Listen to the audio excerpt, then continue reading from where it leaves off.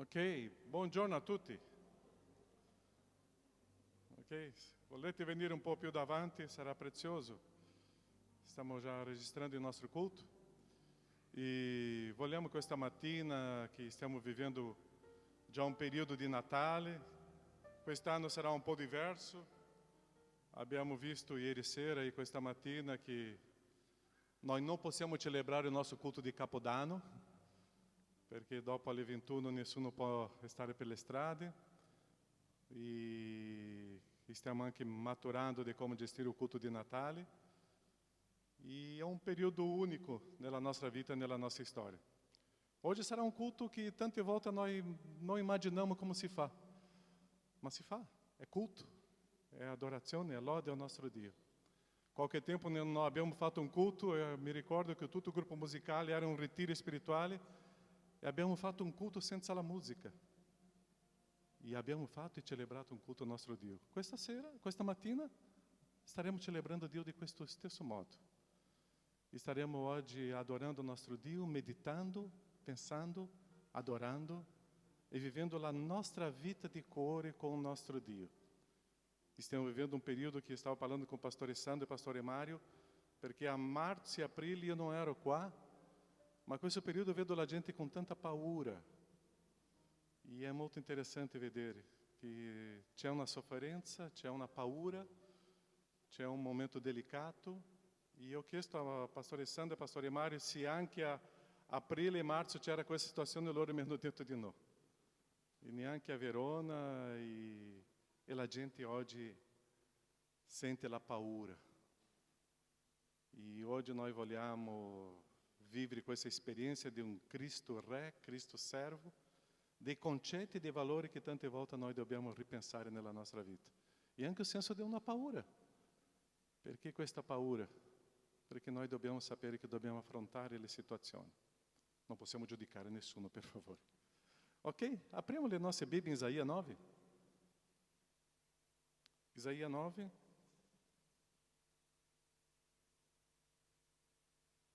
Un classico testo di Natale. Um texto que te porta a pensar e repensar o quanto é precioso vedere la situazione di un popolo, o quanto è prezioso vedere quello che Dio fa. Salmo 9. Scusate, Isaia 9. Isaia, capítulo 9.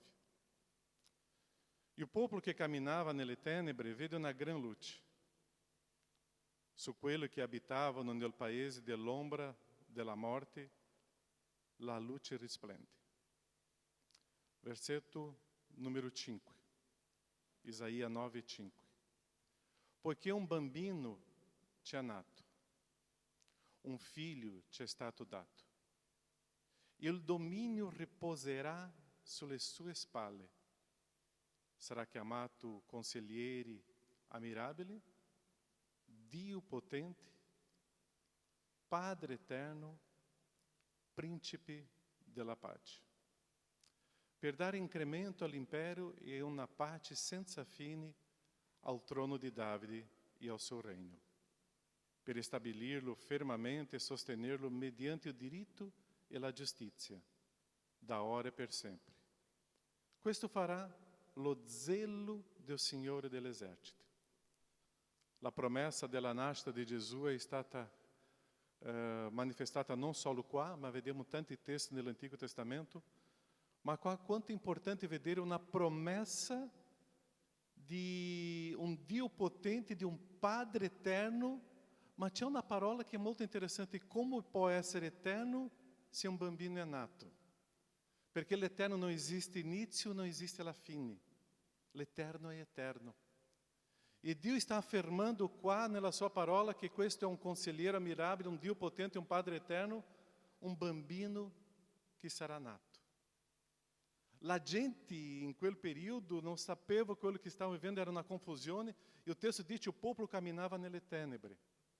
Quando Gesù era nato, o povo de Israel estava vivendo uma situação muito delicata política, uma situação muito delicata religiosa, uma situação muito delicata perché c'era un popolo, una gente dei romani che erano lì.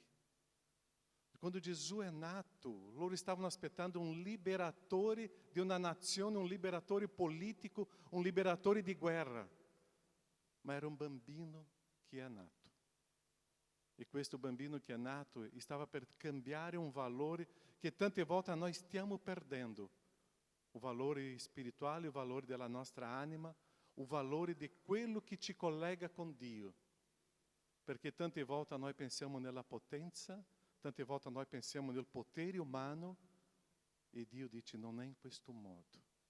È lo Spirito, è la presenza divina.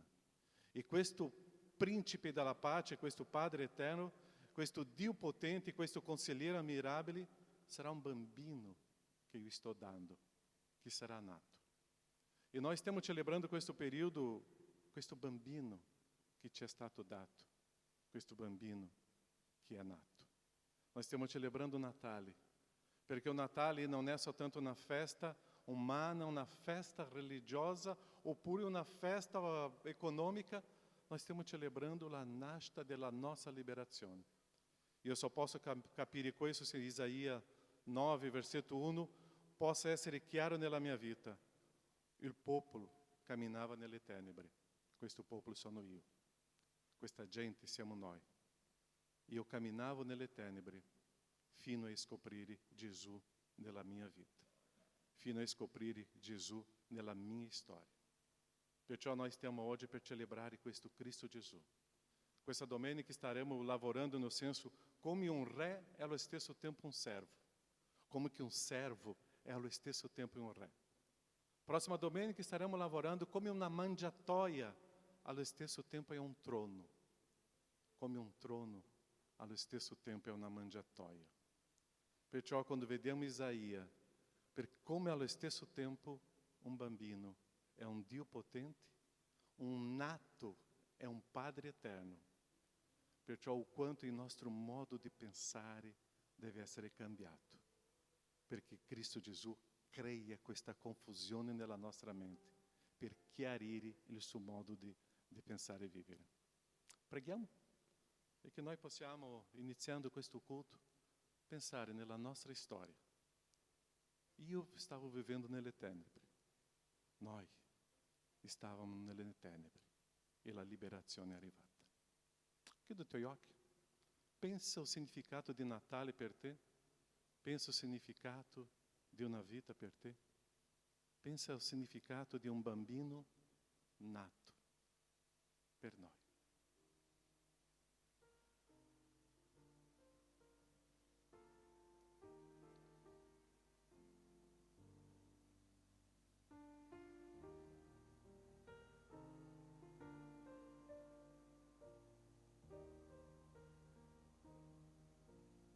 Nosso Padre, questo periodo dove la gente si preoccupa tanto con i regali, con un pranzo, con una cena, con le feste.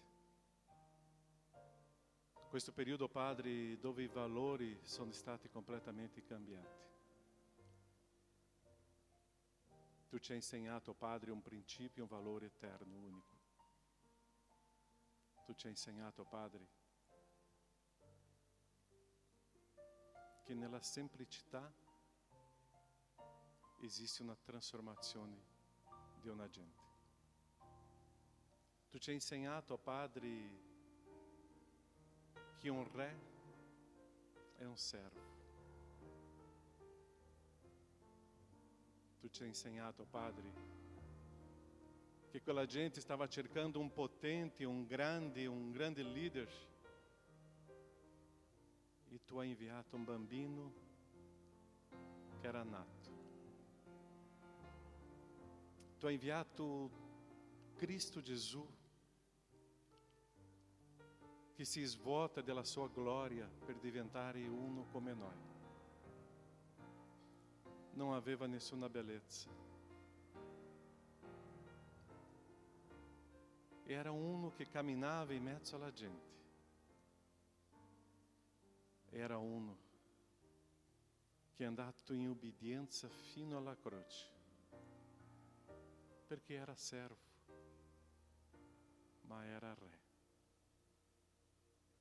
Tu ci hai insegnato, Padre, o quanto prezioso sono i tuoi principi. Il modo di vedere le cose tue, oh Padre, sono diverse di noi. La gente che aspettava un Messia in un modo diverso, tu hai inviato per nascere in una mangiatoia, in una stalla, con genitori delle persone semplici, in una piccola città. Ti ringraziamo, Padre, o quanto è prezioso vedere che questa semplicità c'è la potenza. Quanto è prezioso percepire e sentire, oh Padre, che nelle cose semplici c'è la tua gloria. Come è prezioso, Padre, vedere in questo momento, in questa storia, un servo, un re. Gesù uomo, Gesù Dio. Grazie, perché in questo servo, in questo re c'è la nostra liberazione, non politica, non economica, ma una liberazione spirituale della nostra anima, della nostra vita. Ti ringraziamo perché questo Padre eterno, questo Dio potente, fa parte della nostra storia, perché noi eravamo nelle tenebre e ora Cristo Gesù è la luce, e in questa luce che possiamo camminare. Grazie, perché, oh Padre, possiamo offrirti questo culto questa mattina, aprire il nostro cuore a Te, lodarti, glorificarti e vivere, oh Padre, questa esperienza con Te. Nel nome di Gesù. Amém, Senhor. Amém? Leggiamo Salmo numero 32.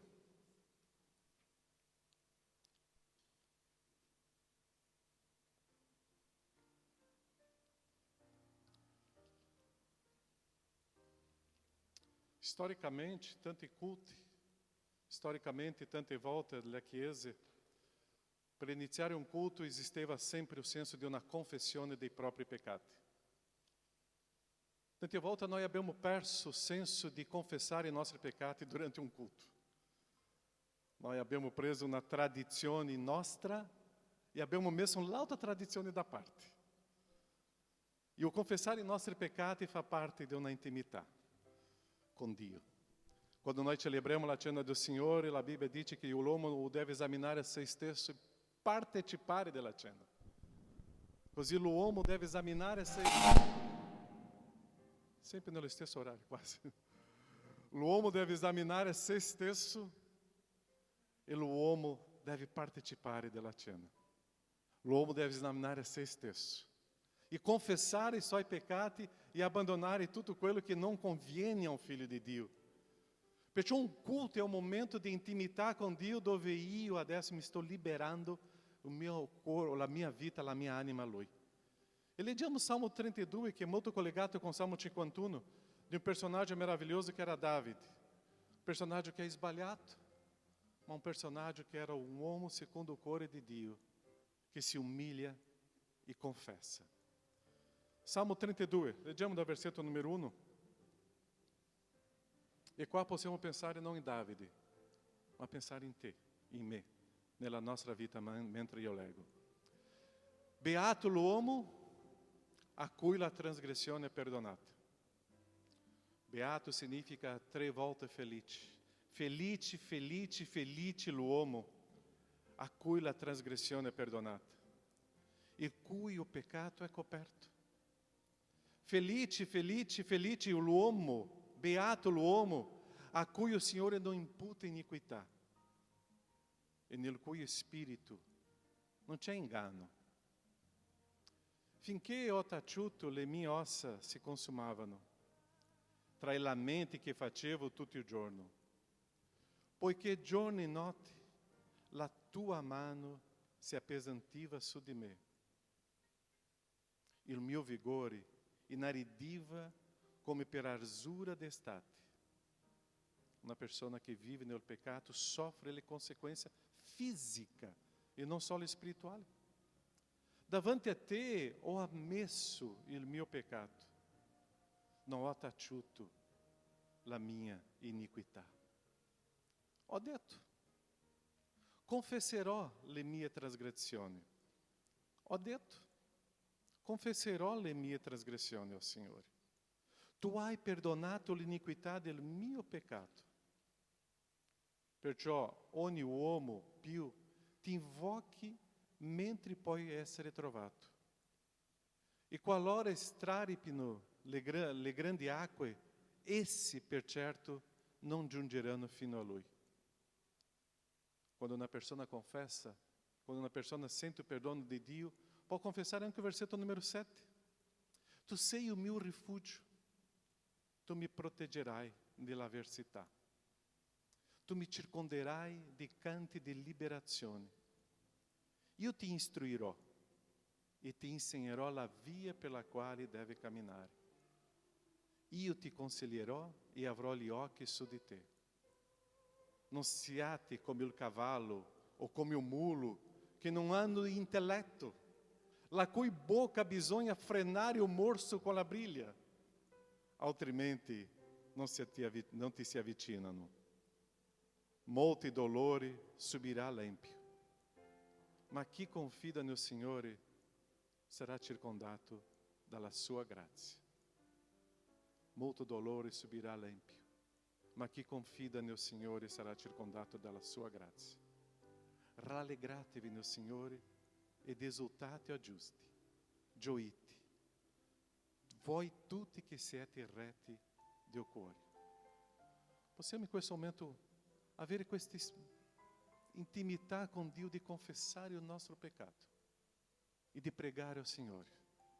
Arrivare a un culto e avere il cuore aperto e dire: davanti a te ho ammesso il mio peccato. Eu não estou em silêncio davanti alla minha iniquità. Davanti a Lui, a Dio, io confesso il mio peccato. Davanti a Lui, eu não estou em silêncio dell'iniquità che io ho praticato. Chiudi i tuoi occhi e pensa nella tua vita in questo momento. Nós estamos caminhando em um culto com o Senhor. E confessar o pecado é uma experiência única. Que o Espírito Santo possa revelar nel tuo cuore.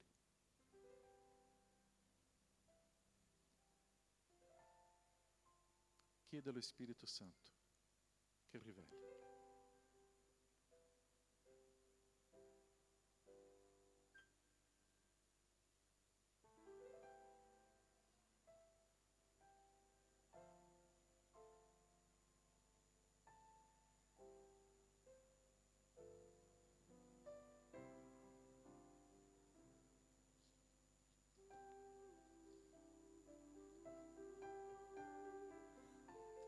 Nosso Padre, quando leggiamo questi salmi, la storia di Davide, questo uomo che anche fisicamente stava soffrendo perché c'era il peccato nella sua vita. Ma lui ha deciso di confessare. Questa esperienza sua di confessare i propri peccati è un'esperienza sua di liberazione sua. Oggi siamo noi che pecchiamo.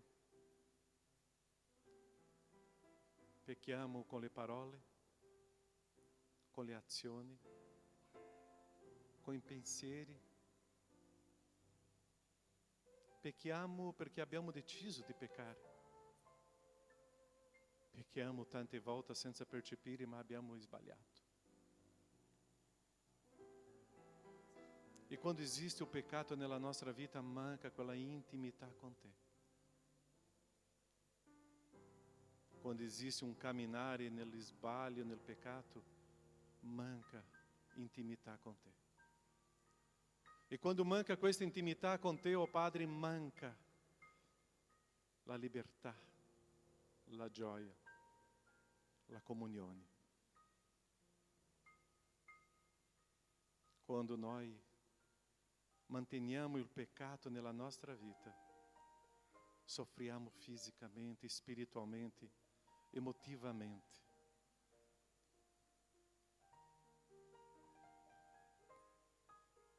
Rivela, Padre, quello che io devo confessare a te, solo a te.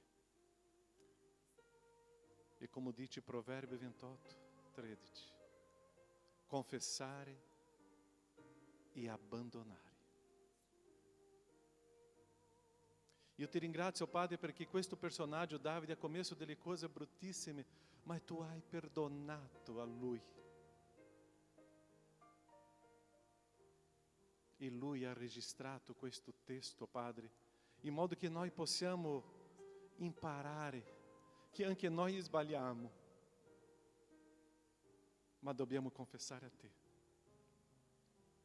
solo a te.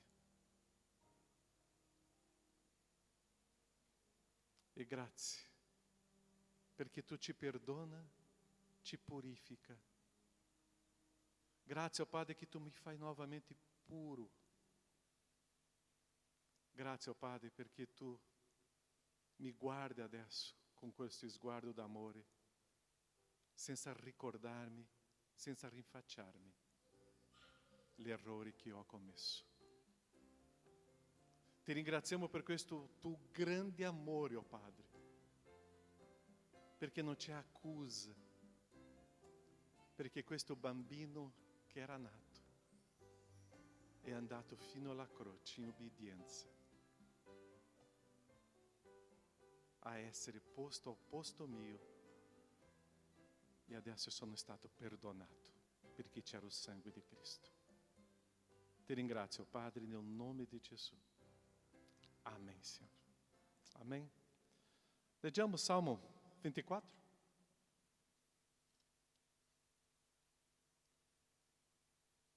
E questo salmo è un salmo di riflettere sulla nostra gioia della nostra vita con il nostro Signore. Salmo 24.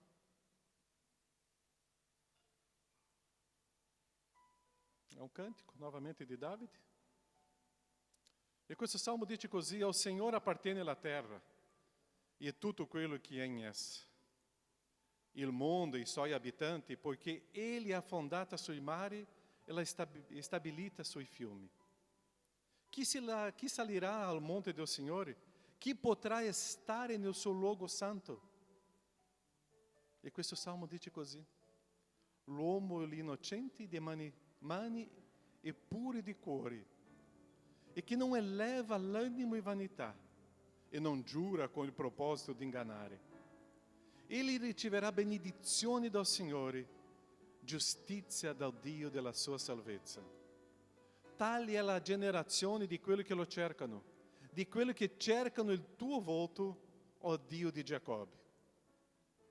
E adesso vengono delle parole che tante volte noi cantiamo questo cantico qua, quando dice: «O porte, alzate i vostri frontoni, e voi, porta eterna, alzatevi, e il Re di gloria entrerà». Chi è questo Re di gloria? È il Signore forte e potente, il Signore potente in battaglia. O porte, alzate i vostri frontoni, alzatevi, porta eterna, e il Re di gloria entrerà. Chi è questo Re di gloria? È il Signore degli eserciti. Egli è il Re di gloria. Quando entriamo in questo luogo, in questa presenza del Signore, io posso dire: è il Re di gloria, è questo Re che io esalto. È questo Re che fa parte della mia vita. Ma io só posso dire così quando l'uomo innocente di mani pure, cuore puro, questo uomo è chi vedrà il Re di gloria entrando. È l'entrata trionfale a Gerusalemme, è l'entrata trionfale in questa comunità, è l'entrata trionfale della nostra vita. Adorare il Signore con questo modo è riconoscere che Lui è il Re e allo stesso tempo servo. È il Re di gloria che vuole entrare nella nostra vita. E finiamo qua con Salmo 119. Non leggerò tutto il Salmo, non preoccupatevi. Leggeremo da 49 a 64, perché tra poco staremo ascoltando la parola del Signore. E questo Salmo del Re di gloria, questo Salmo 119, ogni versetto è la ricchezza di questa parola. Salmo 119, dal versetto 49 in poi.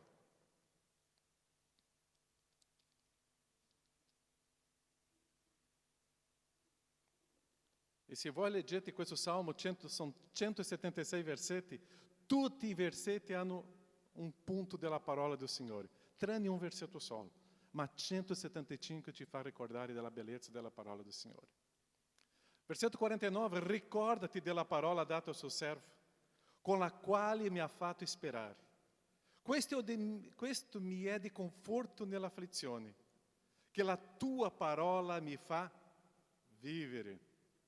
I superbi mi coprono di scherno, ma io non mi svio della tua legge, della tua parola. Ricordo la tua parola, i tuoi giudizi antichi, Signore, e mi consolo. Grande sdegno mi prende a causa degli empi, che abbandonano la tua parola, la tua legge. I tuoi statuti e la tua parola sono per me dei cantici, nella casa dove sono ospite. Ricordo il tuo nome nella notte, Signore, io osservo la tua parola, la tua legge. Ho questo conforto, che osservo la tua parola, i tuoi precetti. Versetto 57, il Signore è la mia parte. Ho promesso di osservare le tue parole. Ti ho supplicato con tutto il cuore, abbi pietà di me, secondo la tua parola. Ho esaminato le mie vie e ho orientato i miei passi verso la tua parola, le tue testimonianze. Senza indugiare, mi sono affrettato a osservare la tua parola, i tuoi comandamenti. Le corda degli empi mi hanno avvinghiato, ma io non ho dimenticato la tua parola, la tua legge. A metà della notte mi alzo per lodarti, a motivo dei tuoi giudizi, della tua parola. Io sono amico di tutti quelli che ti temono, di quelli che osservano la tua parola, i tuoi precetti. Signore, la terra è piena della tua bontà. Insegnami la tua parola, i tuoi statuti. Staremo adesso ascoltando la parola del Signore in una predica, perché la parola del Signore è questa. E è questo che mi dà la vita, e è questo che mi dà il conforto nell'afflizione, e è questo che mi dà la vita di camminare in modo permanente e con perseveranza nella tua parola. Preghiamo. Nostro Padre, grazie alla parola tua, che è il nostro cantico. Ti ringrazio, Padre, quando questa parola è stata parlata, cantata, predicata, esaltata, manifestata in tanti luoghi. E è questa tua parola che trasforma la vita. Vogliamo, Padre, in questo momento ascoltare quello che tu vuoi, perché è la tua parola che ci insegna. Grazia, misericordia nella tua parola, Padre, nel nome di Gesù. Amen, Signore. Amen. Pastor Sandro.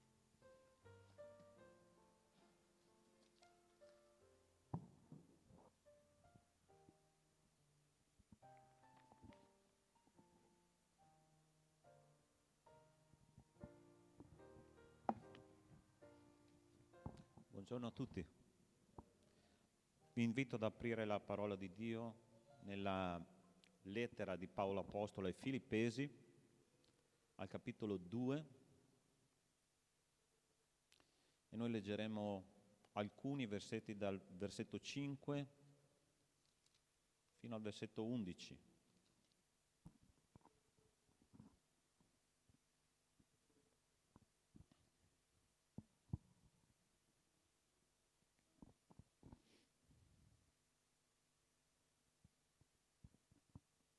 Filippesi 2, da 5 a 11, dice così la parola di Dio. Abbiate in voi lo stesso sentimento che è stato anche in Cristo Gesù, il quale, pur essendo in forma di Dio, non considerò l'essere uguale a Dio qualcosa a cui aggrapparsi gelosamente, ma svuotò se stesso prendendo forma di servo, divenendo simile agli uomini. E trovato nell'esteriore come un uomo, umiliò se stesso, facendosi obbediente fino alla morte e alla morte di croce. Perciò Dio lo ha sovranamente innalzato e gli ha dato un nome che è al di sopra di ogni nome, affinché nel nome di Gesù si pieghi ogni ginocchio nei cieli, sulla terra e sotto la terra, e ogni lingua confessi che Gesù Cristo è il Signore, alla gloria di Dio Padre. Dio ha mandato il suo figlio Gesù, che è stato servo e re nello stesso momento. E questo testo biblico ci racconta queste due figure insieme, una figura di re e una figura di servo. Se noi ricordiamo all'inizio, quando Gesù è nato, è interessante che la storia della nascita di Gesù è nata, cioè è cominciata, quando sono arrivati proprio i magi dal lontano Oriente, no? E hanno portato questi 3 doni molto interessanti, che sono oro, incenso e mirra. E questi 3 simboli racchiudono tutto quello che Gesù ha fatto qua sulla terra, ossia l'oro, il simbolo della regalità, il simbolo il metallo che veniva usato nei palazzi dei re per adornare i palazzi. Okay? L'incenso, che rappresenta proprio un profumo di una vita totalmente consacrata a Dio, e infine la mirra, che era una erba che gli ebrei usavano per spalmare sui corpi delle persone che morivano prima di inumarle.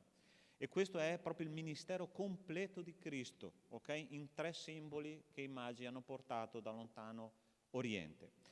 In questo testo biblico noi vediamo proprio questa figura, sia di servo che di re insieme. Nella nostra mente queste 2 figure è un po' difficile da mettere, perché noi intendiamo, umanamente parlando, o come re o come servo, ma Cristo rappresenta quello che Martin Lutero ha chiamato il leader servo che ha camminato qua sulla terra e ci ha dato un esempio, un modo nuovo di pensare all'autorità. E io vorrei pregare prima di cominciare la mia predica, perché il Signore possa parlarci oggi attraverso questo testo biblico che abbiamo letto e darci quel cibo che ci serve per crescere. Nostro Dio, nostro Padre, noi ti presentiamo questa mattina la predicazione della tua parola. Noi ti chiediamo, Signore, che lo Spirito Santo, che noi crediamo sia l'interprete migliore, Signore, per la nostra Chiesa, per la nostra comunità, possa intervenire, Signore, e che possa interpretare alla necessità di ciascuno di noi. Signore, ti presentiamo questo culto di adorazione, di lode, di studio della tua parola, e vogliamo, Signore, che tu sia il nostro Re oggi, nel nome di Cristo Gesù. Amen. Questo testo biblico si divide in 2 parti, ossia dal versetto 5 al versetto 8 e dal versetto 9 al versetto 11. E sono 2 fasi completamente diverse che ci mostra la parola di Dio del ministero di Gesù. Ossia, dal versetto 5 al versetto 8 noi vediamo Gesù come servo. E io vorrei dividere questa prima parte dal versetto 5 al versetto 8 in 3 insegnamenti. Ossia, il primo è Gesù che non considerò l'essere uguale a Dio qualcosa a cui aggrapparsi gelosamente. Che cosa ci insegna questa prima parte del testo biblico che abbiamo letto? Una cosa molto interessante che noi vediamo qua è che dice non considerò l'essere uguale a Dio qualcosa a cui aggrapparsi gelosamente, ossia la figura del servo che noi troviamo qua è quando il Signore Gesù ci mostra attraverso la parola di Dio che per venire a fare il servo lui non si è aggrappato a qualcosa che lui era, lui non si è aggrappato al suo trono, lui non si è aggrappato alla sua posizione, lui non si è aggrappato alle sue ragioni, ma si è abbassato a essere un servo, lasciando quello che lui era e venendo qua a essere esattamente un uomo come lo siamo noi. Proviamo a immaginare di applicare questo principio, per esempio, nelle nostre famiglie, nelle nostre chiese, nei nostri rapporti con il nostro datore di lavoro, nei nostri rapporti con i colleghi di lavoro, nei nostri rapporti con gli esseri umani che incontriamo ogni giorno. Ossia, quando noi dobbiamo rapportarci con gli altri, noi dobbiamo lasciare la nostra posizione per identificarci con le persone che incontriamo ogni giorno, e Gesù ci ha mostrato questo. Ossia, lui ha, come Dio, lasciato il suo trono, ha lasciato le sue ragioni, ha lasciato tutto quello che lui era e ha aspirato a essere un servo, una persona semplice. La parola di Dio ci dice che lui stesso ha detto a un certo punto: imparate da me che sono umile e mansueto di cuore. Cari miei, se il Signore ha fatto questo, non dobbiamo farlo molto di più noi? Non dobbiamo lasciare il nostro trono delle nostre ragioni, non dobbiamo lasciare il nostro trono della nostra convinzione e lasciare che il Signore ci insegni a essere delle persone umili, mansuete di cuore, che fanno quello che Dio chiede, che fanno quello che le autorità chiedono, che fanno quello che il Signore vuole da noi ogni giorno. È questo che noi dobbiamo fare. Non considerò l'essere uguale a Dio a qualcosa a cui aggrapparsi gelosamente. Tu vuoi vivere una vita di pace. Tu vuoi vivere una vita di pace. Non aggrapparti alle tue ragioni. Avete mai litigato? Chi c'è marito e moglie qua stamattina? Ok. Tu hai mai analizzato il motivo per cui tu litighi con tuo marito, con tua moglie? La cosa interessante è che quando succede questo è perché tu ti aggrappi alle tue ragioni, tu ti aggrappi alle tue convinzioni, tu ti aggrappi ai tuoi diritti, e Cristo ci ha mostrato che è esattamente il contrario che noi dobbiamo fare. Prova a immaginare Dio, se tu vuoi vedere che cosa Dio ha rinunciato in Cristo Gesù perché Lui venisse qua a essere servo. Prova a guardare il capitolo 4 di Apocalisse. Allora tu ti rendi conto di cosa Cristo ha rinunciato per venire a fare il servo. Cristo ha rinunciato alla gloria che Lui aveva nell'eternità, e se tu vai là, tu vedi, il capitolo 4 è un'immagine bellissima dell'eternità. C'erano milioni di angeli che gridavano gloria al Signore. C'erano i 24 anziani che rappresentano tutti i credenti di tutte le epoche che si inchinano a Lui, tolgono la corona che hanno guadagnato in vita, la gettano ai piedi dell'agnello, e questo è quello che stavano facendo riguardo alla gloria di Dio. E che cosa Cristo ha fatto? Ha detto: no, rinuncio a tutto questo perché c'è bisogno di me là sulla terra. Che cosa meravigliosa che ha fatto il Signore Gesù per Natale. Lui è nato rinunciando. Prova a immaginare Dio che si racchiude in quelle piccole cellule che si stanno formando nel grembo di Maria. Prova a immaginare questo, il Dio infinito che viene a abitare in quelle due cellule che si moltiplicano, poi diventano 4, poi diventano 8, poi diventano 16, e piano piano il corpo di Gesù si forma nel grembo di Maria, ma là dentro c'era Dio limitato in quel corpo umano. E poi Cristo nasce, ed è interessante che Luca capitolo 2 versetto da 50 a 52 dice che Lui stava sottomesso ai genitori, stava sottomesso a Maria, stava sottomesso a Giuseppe, dei genitori umani. Essendo Dio, Lui si è sottomesso a questa situazione. Questo è il nostro Dio che ci ha insegnato che cosa significa lasciare il proprio trono di gloria e venire qua a essere servo. Primo principio: è uno schiaffo all'orgoglio umano. È uno schiaffo all'orgoglio umano. Il Natale ci dice: sii umile, sii mansueto, perché io come Dio sono stato umile e mansueto di cuore. Quanto è complicato oggi avere a che fare con l'orgoglio. Quanto è complicato oggi avere a che fare con la propria ragione. Io ho ragione. C'è una frase che io ho imparato molto bene nella mia casa, e che è questa: la mia pace vale molto di più della mia ragione. La mia pace vale molto di più della mia ragione. Tu vuoi essere un servo in pace? Lascia il tuo trono, lascia le tue ragioni e permetti a Dio di fare quello che Lui vuole fare. Seconda cosa che noi impariamo qua da questo testo, dice: Dio svuotò se stesso prendendo forma di servo e divenendo simile agli uomini, era in forma di Dio, è divenuto forma di servo, divenendo simile agli uomini. E qua c'è una notizia meravigliosa. Gesù, ossia Dio, si è fatto carne, è diventato uomo e ha vissuto tutte le sofferenze, tutte le difficoltà, tutti i traumi, tutte le ferite umane, le ha vissute perché?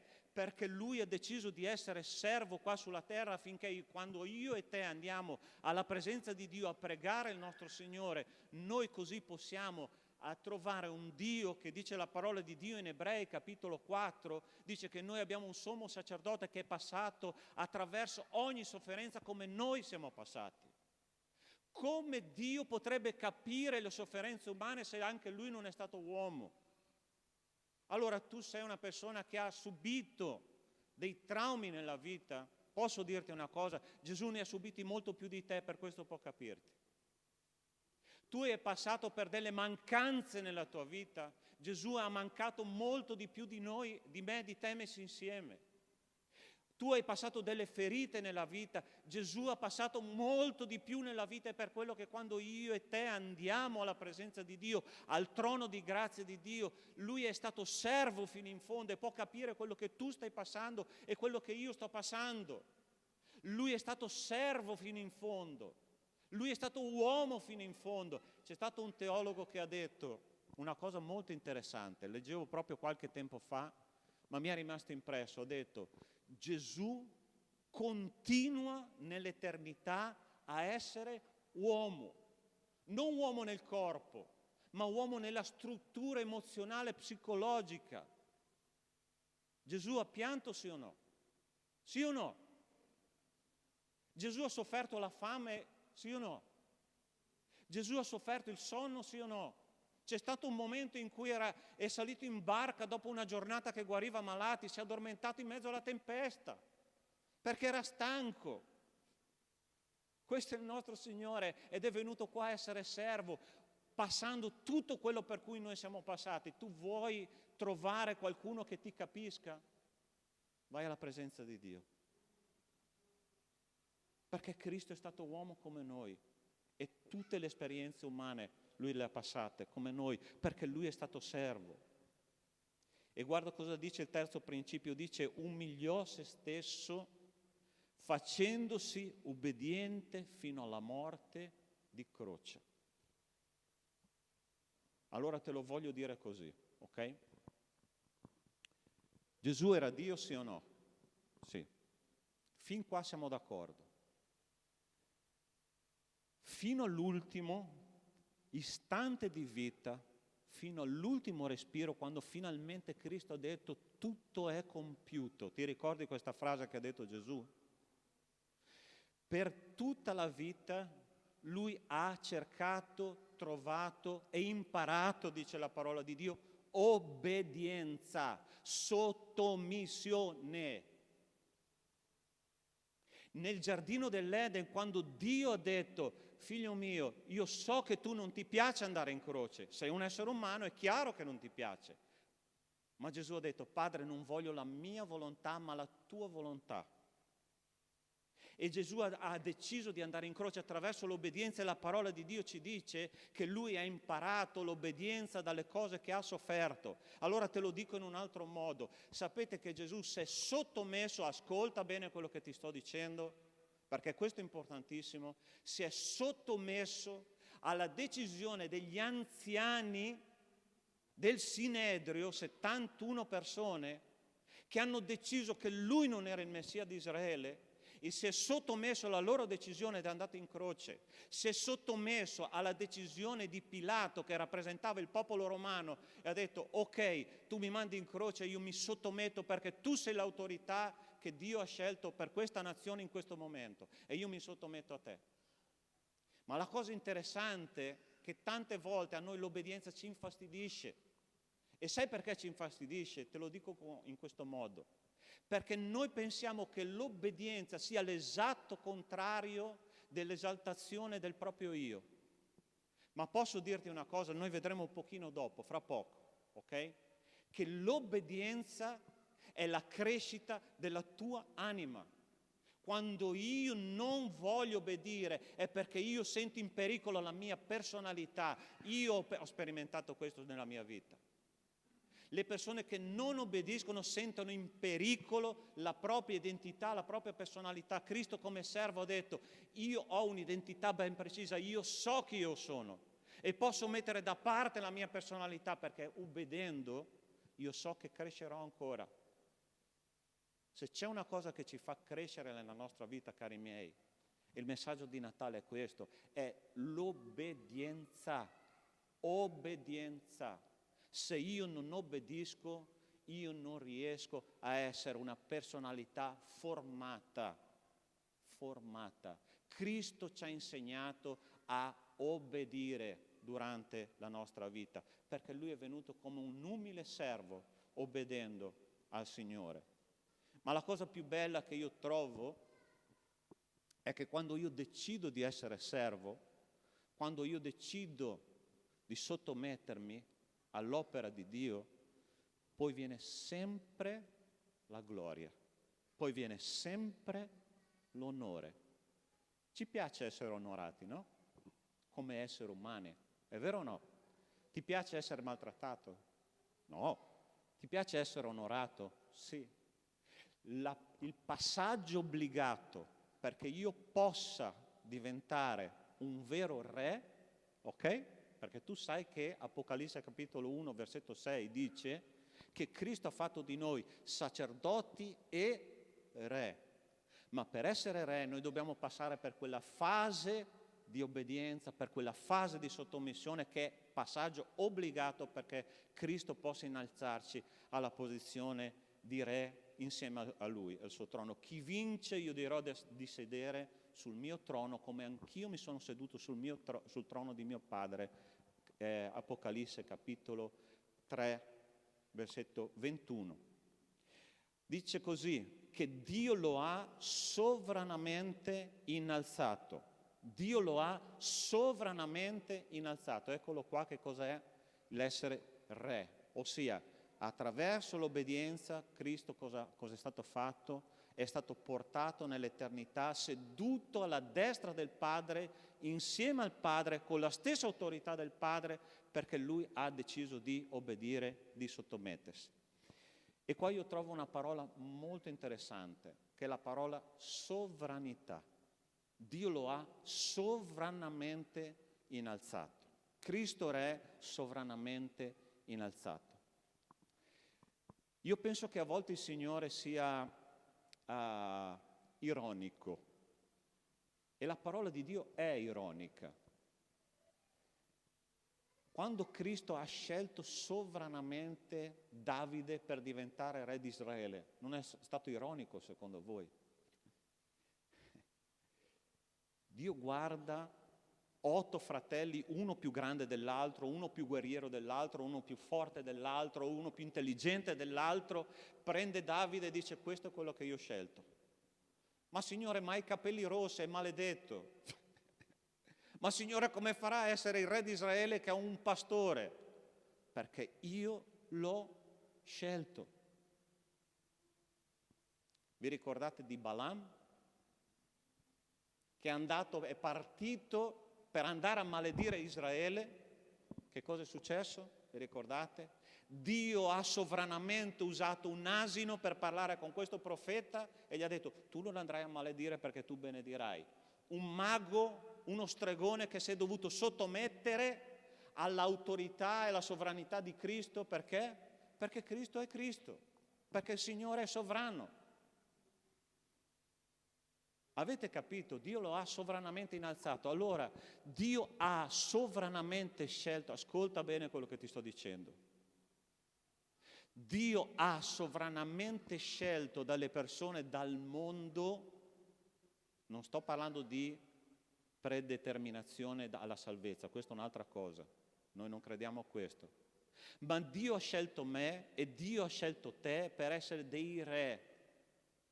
Allora io mi chiedo, perché tante volte noi, essendo re, come dice la parola di Dio, Apocalisse 1,6, ci comportiamo ancora come degli estranei alla famiglia di Dio? Perché? Perché noi facciamo le cose di testa nostra. Perché noi non ragioniamo come dei veri re, ossia come delle persone che hanno un'autorità, che hanno un pensiero veramente rivolto verso l'eternità. Ti ricordi di Mosè quando è stato davanti al Mar Rosso chiuso? Lui gridava al Signore e diceva: Signore, apri quelle acque. E il Signore che cosa gli ha detto? Mosè, perché gridi? Io ti ho dato un bastone. Metti il tuo bastone nelle acque, apri le acque e comincia a camminare. Hai capito? Dio ti ha dato un'autorità insieme a Lui. Il messaggio di Cristo è proprio questo nel Natale, ossia io ti ho portato al mio livello, tu sei seduto nei luoghi celesti in Cristo, ma troppe volte tu non usi l'autorità che io ti ho dato. E io voglio che tu cominci a usare l'autorità che io ti ho dato. Sapete quante volte noi ci siamo sentiti sconfitti di fronte a una nostra attitudine? Se c'è una cosa che noi dobbiamo imparare è che ciascuno di noi ha un punto debole nella propria vita. Tu sai, conosci il tuo? Conosci il tuo? Tu sai qual è? Sì? Bene. E il Signore ti dice: usa il tuo bastone, usa la tua autorità, perché quel punto debole diventerà il punto più forte che tu hai, perché dove il peccato è abbondato, la grazia è sovrabbondata. Tu sei una posizione di re, basta pensare come una posizione di sconfitto. È questo che il Signore ci sta dicendo attraverso il Natale. E gli ha dato un nome che è al di sopra di ogni altro nome. Guarda che bello che dice qua, un nome che è al di sopra di ogni altro nome. Parlavamo prima dell'obbedienza, ok? L'obbedienza forma il carattere di un re. L'obbedienza forma il carattere di un vero cristiano. Ossia, Cristo è stato messo in una posizione con un'identità, con una forza, con una ragione, con una autorità al di sopra di ogni altra autorità nell'universo. Perché? Perché ha scelto di obbedire giorno dopo giorno al programma di Cristo. Allora io ti chiedo, non so se ti capita anche a te, ok? A me capita tutti i sabati sera. Tutti i sabati sera sempre succede qualcosa perché il giorno dopo c'è il culto. Ti è mai capitato? È incredibile che quando tu vai a predicare, quando tu vai ad adorare, quando tu decidi di consacrare qualcosa al Signore, c'è sempre un ostacolo. Succede solo a me? Ed è incredibile che al sabato o alla domenica mattina, poco prima di arrivare in chiesa, tutto va contro quello che deve andare, vero o no? E questa immagine che intorno a noi c'è un mondo spirituale profondamente arrabbiato con noi, profondamente arrabbiato con l'unità della Chiesa, profondamente arrabbiato con la consacrazione di ogni anima qua. E il Signore ti dice: prega nel mio nome, perché il mio nome è al di sopra di ogni altro nome. È al di sopra di ogni principato, di ogni potestà, di ogni opposizione, di ogni ostacolo che c'è nella tua vita. Prega nel mio nome. E Gesù nel capitolo 15 del Vangelo di Giovanni ha detto: ancora voi non avete pregato nel mio nome. Cominciate a chiedere affinché io vi dia, affinché la vostra gioia sia completa. Se tu sei in una battaglia spirituale, gloria a Dio. Sai perché? Perché quando tu invochi il nome di Gesù, la battaglia è vinta. Perché il Signore a Natale è venuto a dirci: il mio nome è al di sopra di ogni altro nome. Finalmente è arrivato colui che dice basta al diavolo, basta al peccato, basta alle trasgressioni, perché io ho più potere del diavolo, ho più potere del peccato, ho più potere della carne. Il nostro Dio è re sopra queste cose, ha un nome al di sopra di ogni altro nome. Posso lanciarti una sfida? Posso lanciarti una sfida? Hai confessato che è un punto debole? Sì o no? Oggi dichiara vittoria perché il nome di Cristo che è in te è al di sopra di ogni altra autorità che c'è qua sulla terra. Che sia Satana, che sia un principato, che sia una potestà, che sia un'autorità, Cristo è più in alto. E tu puoi andare al Re dei Re, Signore del Signore, per dirgli: basta, è finito con questo, io sono consacrato al Signore. E ultima cosa che voglio dirti, affinché si pieghi ogni ginocchio nei cieli, sulla terra e sotto la terra, e ogni lingua confessi che Gesù Cristo è il Signore, alla gloria di Dio Padre. Allora ti voglio fare una domanda.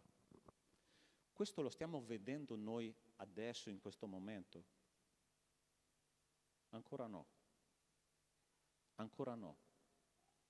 Ci sembra che tutto remi contro il cristianesimo, è vero o no?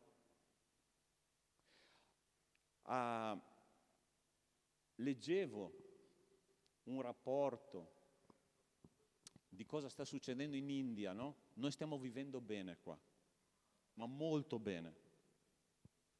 In India, se tu predichi il nome di Cristo, se poi oltretutto sei un pastore, ti bruciano nella piazza. Tu sapevi questo? Ho visto un filmato di un pastore che stava predicando Cristo con una trasmissione online. Sono entrati nella sua casa, hanno cominciato a picchiarlo violentemente a randellate, e mentre lo picchiavano lui invocava il nome di Cristo. Oggi il nome di Cristo ancora noi non vediamo qual è la sua autorità, qual è la sua gloria. Ma ci sarà un giorno, se tu vai in Apocalisse capitolo 6, dice che i grandi, i piccoli, i generali, le autorità del mondo chiederanno ai monti di coprirli, entreranno nelle grotte, questo è quello che dice la parola di Dio, e diranno: copriteci perché l'ira dell'agnello è arrivata. Ed è interessante che questa ira non è riservata alla Chiesa. L'amore è riservato per la sua sposa. Io e te non passeremo per questo. E Cristo è venuto qua sulla terra a essere Signore e Re per dirci: ok, ancora tu non stai vivendo questo, ma spera, perché un giorno succederà e tu vedrai dove andranno a finire i tuoi nemici. Si chiuderanno nelle grotte, chiederanno alle montagne di cadersi addosso. Perché? Perché io sono il Re dei Re, Signore dei Signori, e la battaglia è vinta, fratelli. È vinta, la parola di Dio ce lo dice. Ma tu devi sperare. Non devi lasciarti sconfiggere dalla paura, come diceva il pastore Caio all'inizio. Non devi farti sconfiggere dal pensiero che la bestia ci metterà il marchio. Il marchio non è per i credenti. Noi abbiamo più che un marchio, noi abbiamo un sigillo, che è il sigillo dello Spirito Santo in noi. Questo significa essere re. Cristo è passato per la sua strada di servo e il Signore lo ha innalzato sovranamente con un nome al di sopra di ogni altro nome, affinché nel nome di Gesù si pieghi ogni ginocchio nei cieli, sulla terra e sotto la terra, e ogni lingua confessi che Gesù Cristo è il Signore, alla gloria di Dio Padre. Questo è il messaggio del Natale. Un piccolo bambino nato in una grotta, messo in una mangiatoia, umile, non c'era posto per lui neanche in un albergo, ma la cosa interessante è questa, che 3 magi sono arrivati dall'Oriente a portare i doni perché hanno riconosciuto in lui, questo piccolo bambino, il Re dei Re, il Signore dei Signori. Cristo si è rivelato a delle persone semplici. Vi ricordate di Simeone e di Anna? Un dottore della parola di Dio, ma con un cuore aperto all'obbedienza. Cristo si è rivelato a lui. Cristo si è rivelato a dei pastori. E la notte stessa in cui lui è nato non neanche ha predicato, ma persone si convertivano. Persone si convertivano. Perché? Perché Lui è sovrano, Lui è il nostro Re. Pastore, come posso portare questo messaggio? Come posso portare la tua parola alle persone in modo che capiscano che tu sei veramente Re? Chi ha i miei comandamenti e li osserva, quello mi ama. Ed io verrò e il Padre mio verrà e ci riveleremo a Lui. Tu vuoi conoscere Cristo come Re? L'unica cosa che tu devi fare, una sola, è imparare che cos'è obbedienza, è imparare che cos'è sottomissione, è imparare che cos'è mansuetudine, umiltà. Cristo è stato tutto questo, dobbiamo imparare altrettanto. Cristo imparò l'obbedienza dalle cose che soffrì. Io voglio pregare per te questa mattina e chiederti che tu possa prendere una decisione che ci porta più vicini a Cristo, più vicini a colui che sa che cosa significa essere servi e che sa che cosa significa anche essere re. Tu vuoi essere re sopra la tua vita? Decidi di andare fino in fondo con Cristo. Il messaggio del Natale è questo. Il popolo che viveva nelle tenebre ha visto una grande luce. Una grande luce. Ci sono due scelte che tu puoi fare quando c'è la luce. O avvicinarti alla luce o scappare nelle tenebre. Vie di mezzo non ce ne sono. Ma sappi una cosa, che se ti avvicini alla luce, anche tu sarai illuminato e tu saprai dove andare e non inciamperai mai. Nostro Dio, nostro Padre, noi siamo qua nella tua presenza, Signore, coscienti che il senso del Natale è proprio questo. Un bambino è nato, si è umiliato, è stato mansueto, si è sottomesso alla tua volontà e tu lo hai sovranamente innalzato, ma prima doveva passare per tutta quella sofferenza, croce compresa.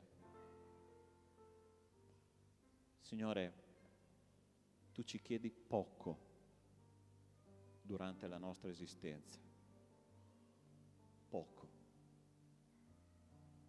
ma dobbiamo crocifiggere insieme a te il nostro ego e vivere quella pace, Signore, che solo tu sai dare. Ti rimetto nelle tue mani, Signore, la mia vita, la vita della mia casa, la vita della nostra Chiesa, e che se c'è qualcuno qua stamattina, Signore, che sta decidendo, Signore, io voglio camminare nella luce, allora io ti chiedo, Signore, di mostrargli la tua maestà, il tuo grande amore, Signore, la tua forza per combattere le parti più basse dell'essere umano. Nel nome di Cristo Gesù. Amen.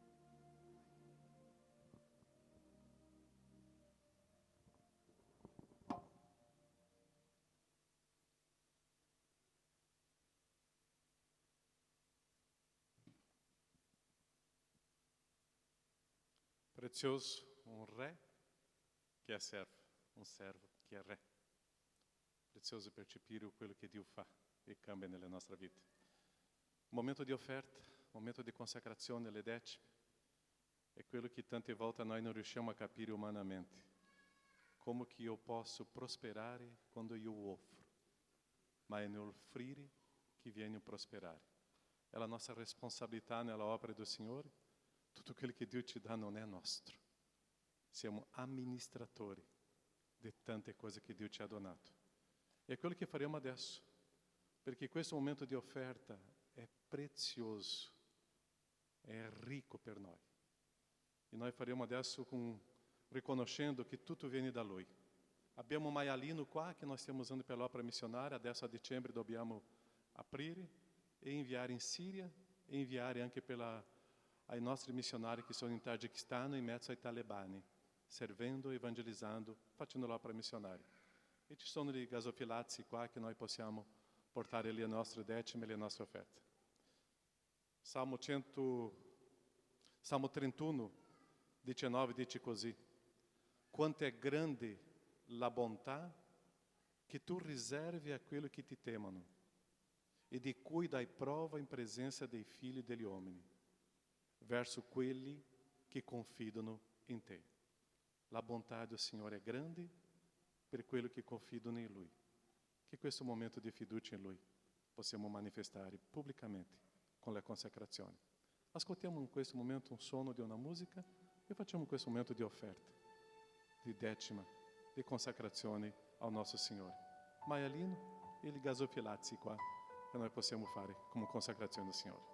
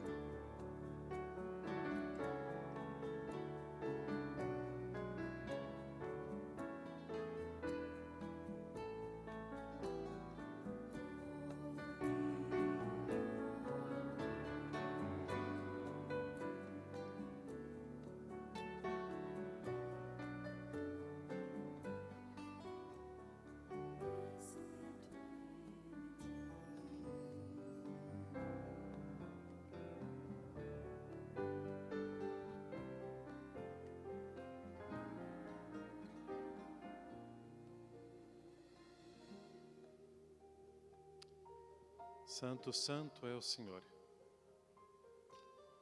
Grazie, oh Padre, che in mezzo alla tua santità tu ci accogli. La tua bontà si manifesta, nonostante o quanto peccatori siamo. Santo, santo è il Signore. Grazie. Grazie, oh Padre, per questa libertà che abbiamo di offrirti. È una gioia, è un'allegria, perché siamo noi chiamati da te a servirti. Ti ringraziamo, Padre, per questo privilegio che abbiamo e benedici il tuo popolo, la tua gente. Fortifica.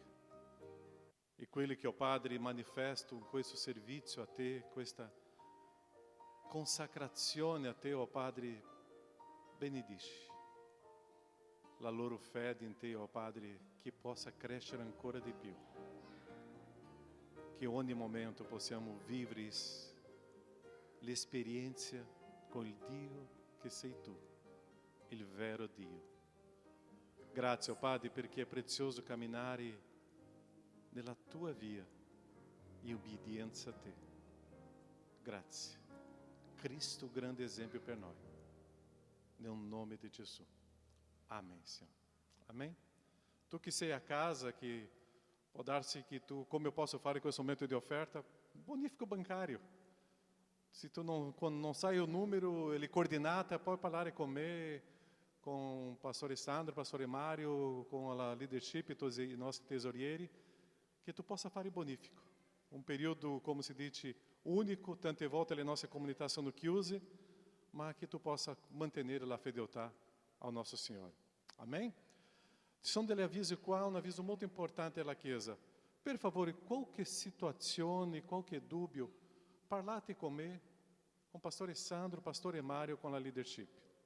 Noi abbiamo chiuso la Chiesa, tutte le nostre comunità, tranne Verona, per una decisione nostra. Non è stato nessuno, non è stato del governo, nessuna organizzazione, è stata nostra, per una precauzione.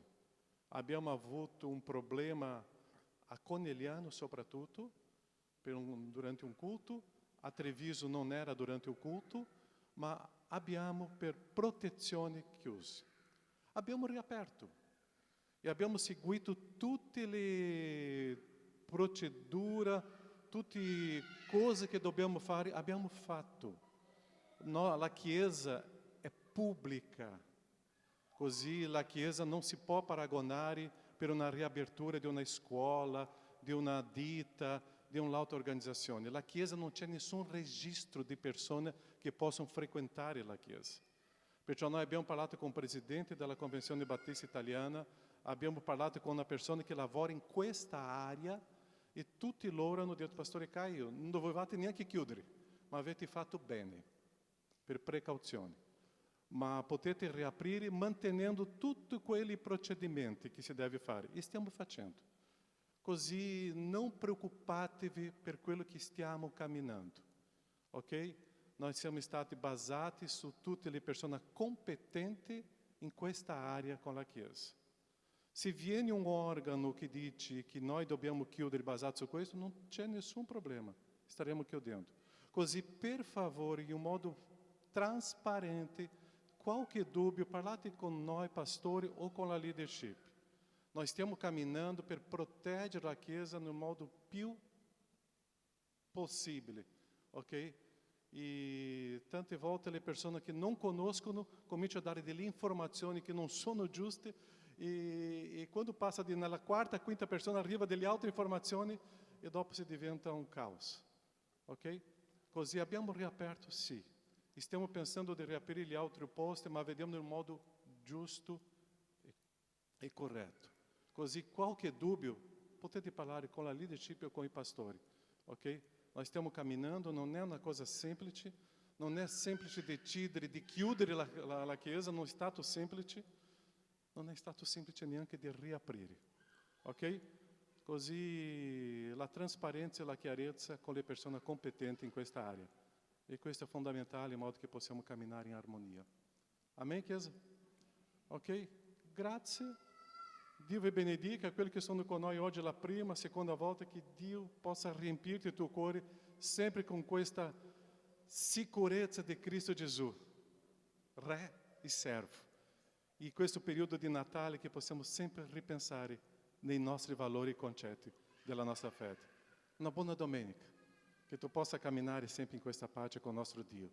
E ci vediamo questa settimana nei nostri incontri di studi biblici e nei nostri incontri di preghiera.